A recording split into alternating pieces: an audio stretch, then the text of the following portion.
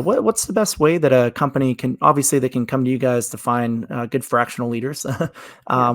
What tips do you have for companies to embed these fractional team members properly into the company and set the right expectations, I guess, if you will?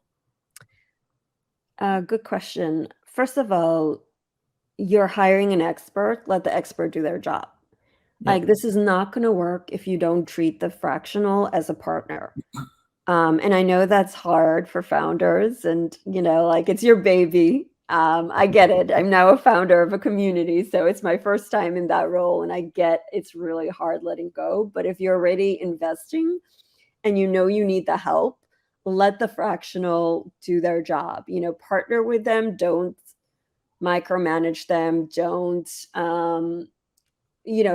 be a blocker, because what is the point? They're there to help you. Let them help you. And treat it like, treat this like any other role where you're, interviewing someone, interview them. It's not a consultant. Don't ask for like a presentation or a PowerPoint, or talk to them.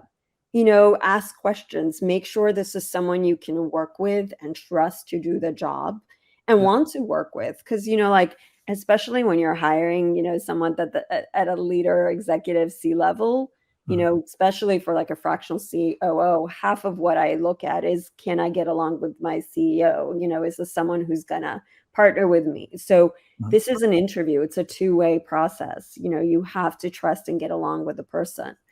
And ask questions, just ask a lot of questions. Take your time. This is not something to be done in a rush or taken lightly. And there are lots of great fractionals out there. So if you're not sure, keep looking. And another great thing is, we're 1099, right? We're not well, sometimes you could do a W-2, but most of us are 1099.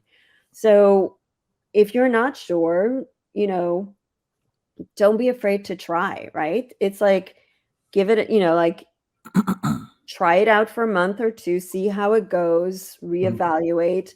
And if your first fractional isn't a perfect fit, don't throw the baby, what is the cliche? Don't throw the baby out with the bathwater. Yeah. Just like any other hire, like, this is personality. It's like, if your first fractional hire doesn't work out, doesn't mean fractional hiring sucks. Yep. Means you just made a wrong choice.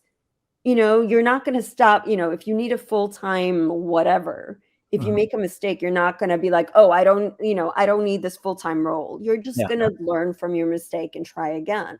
So, fractional needs to be the same mindset as any other team member hire. It's just part-time. That's the only difference. That's a great point. A great way to put it. Yeah, a lot of times people are afraid of new concepts, but if you could frame it in a way to where it's relatable to them, it's just, it's just like hiring an employee, like you said, with additional benefits, including, cost savings, a 1099 relationship as well, kind of try before you buy type thing too. And, eventually maybe a fractional can take on a full-time role too, if you ever want to make that transition mutually. But Yeah. the power's within the relationship of both sides in this one. Yeah, exactly.